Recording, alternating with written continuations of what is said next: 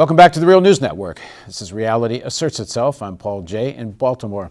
We're going to continue our series of discussions with Gerald Horne, who now joins us again in the studio. Gerald, he's published over 30 books. He's the former executive director of the National Conference of Black Lawyers, and he's written most recently, The Counter-Revolution of 1776, Slave Resistance and the Origins of the USA. And in about one more segment, we're going to start focusing on that book, but seeing as we started getting into the NAACP and what happened in terms of the concessions that the civil rights movement made, and afterwards, we're going to pick up on that. So let's kind of jump ahead as a way to talk about the same idea. You said not long after President Obama was elected that what's needed is to revive the tradition of radicalism in America. And then someone asked you, or you commented on the tradition of liberalism, and you said, well, it wouldn't be bad if President Obama's election helped revive the tradition of liberalism. So how's that working for you? Yeah, the resurgence and the continued growth, spectacular growth of the right wing in the United States is both frightening and it's disheartening. As you know, there's a danger that the Republican right will take over the Senate in November, just like they control the House and control the Supreme Court and most of the federal courts. Things are not going very well. But fortunately, there's good news on the international scene, not least the growth of the BRICS, Brazil, Russia, India, China, and South Africa. And we know, who studied U.S. history, that oftentimes progressive change has come from external forces, not necessarily from internal forces. For example, Jim Crow. I've argued, and other historians have suggested, that the primary pressure not only came from black people marching, but it came from international public opinion. African liberation movements, working class movements in Europe and in Asia. So I think that the good news hopefully will outweigh the bad news. I wrote a piece in, I guess it was the 2010 elections, just around the time Republicans took back the House. And I gave, I think it was 10 reasons how President Obama helped revive the Republican Party. And I can't remember all 10, but I mean, one of the main ones was not indicting President Bush and Vice President Cheney for war crimes. Not at least investigating. His marriage, or because he's so financed by Wall Street and other forces in terms of corporate Democrats, he just would not, I mean, this thing about we don't want to look backwards, we're going to look forwards, all these things of not using that moment of such incredible weakness of the American right to bury them. Instead, he engages them. He you know, it's all about bipartisanship and burying the whole Bush presidency and the series of crimes. And also, I also thought it was a bit of a distraction in some ways, focusing on the issue of illegal renditions and torture, which of course needed to be talked about. But a war, an illegal war that may have killed 1 million people, he winds up defending, even though he got elected because supposedly he was against it.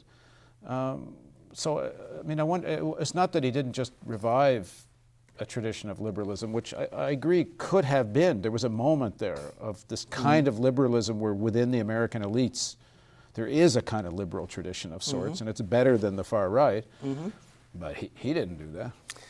I think there's a structural problem in U.S. politics, which goes back, surprise, surprise, to my 1776 book. That is to say, that this two-party system in which we find ourselves ensnared, you have a situation whereby the Democrats are heavily dependent upon black votes. However, I mean, as you well know, in the Deep South, 9 out of 10 Euro-Americans vote for the Republicans across class lines. It's an amazing cross-class coalition. I mentioned the final pages of my 1776 book that in the pivotal and illustrative 1991 election for governor in Louisiana, 55% of white Americans voted for a Nazi, David Duke, a Nazi and a Klansman, for governor. So you have the structural problem whereby the Democrats find it difficult to rely upon their base, because when they rely upon their base, which is black voters, it leads to the black scare. Many white voters find that intimidating across class lines. And so therefore, what happens is the Democrats oftentimes are forced to attack their base, which is what Bill Clinton did. And you don't survive very long in politics when you attack the people who elected you. It's weakening. And I don't see that as necessarily a personal flaw, although it very well may be, of Obama or Clinton. I see it as a structural problem. Yeah, I agree. When I say Obama, it's very important to say this. I mean, his administration, I mean, the whole alliance of forces that brought him to power. It's not just him personally, by any means. Right. But, having said that, I think, particularly with regard to foreign policy, Obama has made some significant mistakes. Those too are structural, but in part they're individual. What I'm pointing to is the invasion of Libya, the bombing of Libya, 2011. And the reason I say that it's partly personal in the sense that the leading hawk in his administration, Secretary of Defense Bob Gates, as he says in his memoir, was hostile to the bombing of Libya. So that provided him with cover if he wanted to come out against it. But it was Secretary of State Hillary Clinton, Samantha Power, now UN ambassador, Susan Rice, now National Security Advisor, former UN ambassador, who were all gung-ho. Now, you could make the argument as well that with regard to U.S. politics, given the strength of the hawks and the right, it's almost like a gang in Los Angeles, where as a condition of membership, you have to shed blood in order to become a full-fledged member of the gang. And to a certain extent, that's true for the U.S. ruling elite. So, in particular for the women, not surprisingly, Clinton, Rice, Power, they have to show that they can be sufficiently macho. And then there's some trepidation about Obama, since he's a partial African heritage, that is to say, whether he'll really carry the flag at the end of the day for U.S. imperialism. And so I think that pushes him into this disastrous invasion that not only uses tax dollars in a very unwise manner, but now it's spread like a virus throughout Africa. Knock-on effects negatively in neighboring Mali, leading to a UN intervention, a French intervention, knock-on effects in neighboring Niger, which then bleed into Nigeria, the giant of the continent, the largest GDP on the continent, now surpassing South Africa, major oil producer, now bleeding into Cameroon. Ironically and paradoxically, in a sense, this is all the product of the first president of African heritage. Well, most of what I'm heading towards is a critique of the Obama administration. I give him, on the foreign policy side, I give him, at least up until today, some credit on the Iran issue. Mm-hmm. Well, yeah, bombing has not begun. Well, more than that, I mean, he's engaged, and it's been rational. I mean, I think the sanctions are aggressive. They're a form of warfare, and so it's not like he's been a peacenik towards Iran. On the other hand, it's all relative. If you had a Republican presidency right now, whether it was a Romney or certainly if it had been a McCain, I think the situation with Iran could have been completely out of control by now. So I give him some credit there. But I want to go back more to the domestic and the politics of it. There was a moment when you talk about this resurgence of the right and the possibility of the right being able to take back the Senate, never mind the House. I mean, back in 2008, that almost seemed unimaginable. After that, the Bush presidency was such a disaster. Now, mind you, it was still a close election, given what a disaster that presidency was. But once you have the bully pulpit and the power of the presidency in that first year, and you control both houses, he could have buried them. But it seems to me, in terms of his own understanding of that class interest, they didn't want a civil war within the elites. They didn't want to bury the Republicans, they being his own backers, even from pure political partisanship. I mean, the Republicans never would have felt that way. If the things had been reversed and they could have buried the Democratic Party, they would have done it. They go after Clinton for. I guess I have to be careful. I can't completely say the words I want to use, but for the Lewinsky thing.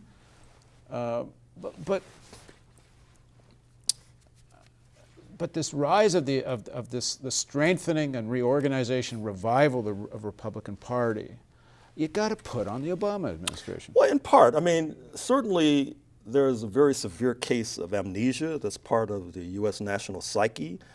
People don't necessarily recall, believe it or not, 2006, 2007, the latter days of the Bush administration. But there's a more profound, I reiterate, structural problem. I mean, think about it for a second, something that we may take for granted. Throughout the United States, littering the landscape are memorials to Confederate war heroes, including in the college town where I maintained a temporary residence from time to time, Chapel Hill, North Carolina. The centerpiece of that campus is a huge statue to a Confederate war soldier. You go to Richmond, Virginia, right down I-95. 30-foot statues to Stonewall Jackson, Robert E. Lee, et cetera. Now, in what country do you build memorials to traitors who tried to overthrow the government? I think that the lesson we should infer is that there is a powerful right-wing force in the United States of America that stretches all the way back to 1776, when I argue that the Republic was founded on principles of freedom to enslave Africans, and that particular virus has yet to be exterminated. And you see it in the voting rolls. I mentioned the 1991 race for governor of Louisiana. We could cite chapter and verse till the cows come home about such similar elections.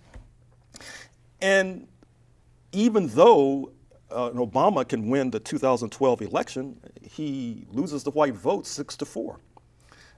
And votes are not just counted, they're weighed. And when you begin to weigh votes, when you begin to see that those who are defined as white occupy the highest reaches of not only the middle class, but the ruling elite and even the trade union movement, well, then you begin to understand the correlation of forces which would force any president, even a person as intelligent and as progressive as Paul Jay. Well, here's what I would have done, situation. but I never in a million years would ever have been elected in the first place, so I never would have been able to do it. Mm-hmm. But you're talking about people who vote.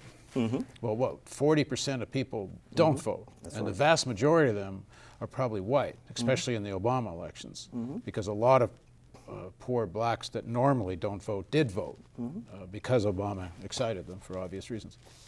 But that 40% that don't vote, if you look at opinion polls on issues that are not polls of voters, just polls of the people, the vast majority of the country actually takes fairly progressive positions on almost everything. That's in fact, true. Assuming you think being opposed to capital punishment is progressive, I think that's the only issue mm-hmm. where the majority are actually for capital punishment when you take the whole population. But on every other issue, like preemptive war, should rich pay higher taxes, should there be a strong social safety net, so on and so on and so on. The majority of people are fairly progressive in their position, but 40% don't vote. So it seems to me, if you really want to defeat the right, and I mean if you're president and you have this kind of administration, you do everything possible to register and get excited and do stuff. Most importantly, actually do something for that 40%, because most of them are poor, and excite them to vote. But again, I go back to this. Because of the class interest, mm-hmm. President Obama and his administration, either they don't understand that or they don't want to open up that Pandora's box. Because if you actually get that 40% engaged in politics, I would say all the elites are kind of afraid where that might lead to. Well, sure. It's just like in the trade union movement, which I have some experience with. It's a similar sort of problem. On the one hand, if you look objectively at the trade union movement, you can see which route they need to go for revival. But oftentimes you find the leaders are rather nervous and apprehensive about awakening the rank and file, because they may be awakened to challenge corrupt deals and corrupt bargains and plush sinecures that leaders have. And I think that what happens to the trade union movement is akin to what happens in political parties like the Democratic Party. But then I think there are miscalculations too by many of our friends on the left. I recall not so long ago that our friends on the left were telling us that we need to move away from race-conscious remedies like affirmative action, which particularly appeal to black Americans, although the major beneficiary are women of various ancestries and ethnicities. And we need to focus on universal approaches, remedies, like healthcare, for example. Fine. The U.S. administration focused on healthcare, and now you would think that something worse than Satan returning to planet Earth has taken place as a result.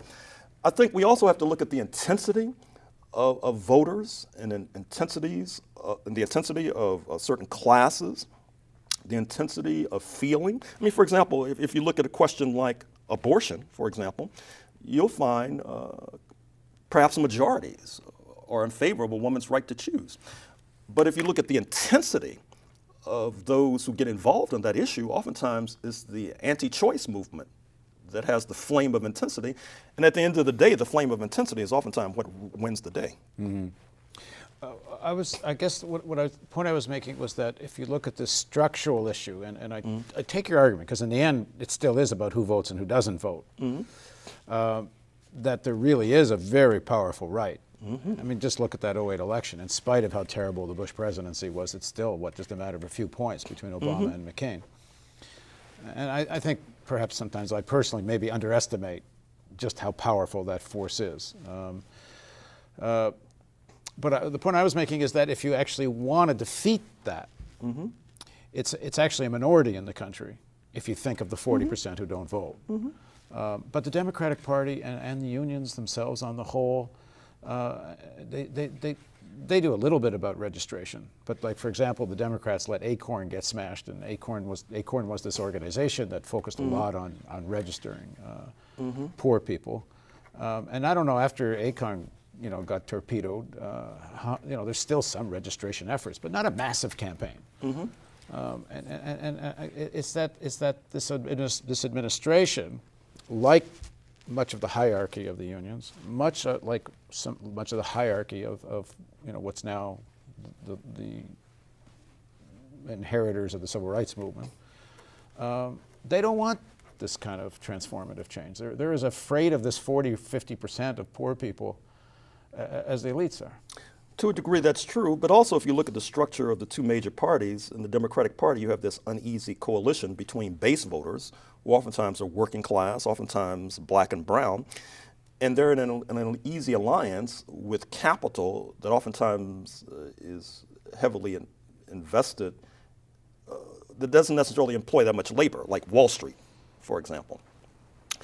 That's the Democrats. And then on the Republican side, you have a lot of white working class voters, middle class voters, and then you have employers who employ lots of labor.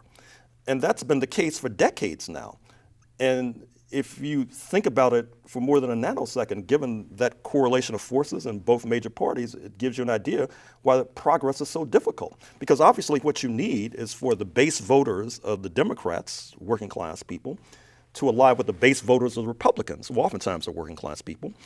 But there's a black scare, there's a racial divide that oftentimes prevents and obviates that kind of an alliance.